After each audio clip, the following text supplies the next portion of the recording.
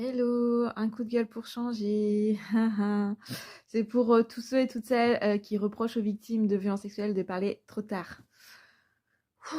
Là, il s'agit plus particulièrement de Laurie Tillman qui a pris la parole récemment pour parler de l'agression sexuelle qu'elle a subie en direct de la télé de la part d'Harry Harbitan, donc il y a 14 ans, il me semble.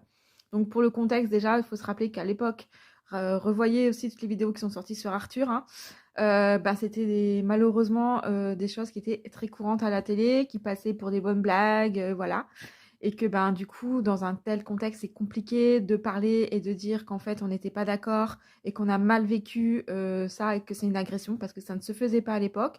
Que si elle avait parlé à ce moment-là ou si elle avait réagi négativement, on se serait moqué d'elle et qu'elle serait passée pour une coincée. Mais en fait, elle n'aurait pas été prise au sérieux, donc ça aurait rajouté encore de la violence sur le traumatisme qu'elle avait déjà vécu. Parce que oui, en fait, c'est un vrai trauma et que quand on a un trauma, ça peut prendre du temps aussi en plus pour accepter ce qui s'est passé, mettre les bons mots et ensuite juste se soigner et du coup dépasser ce trauma.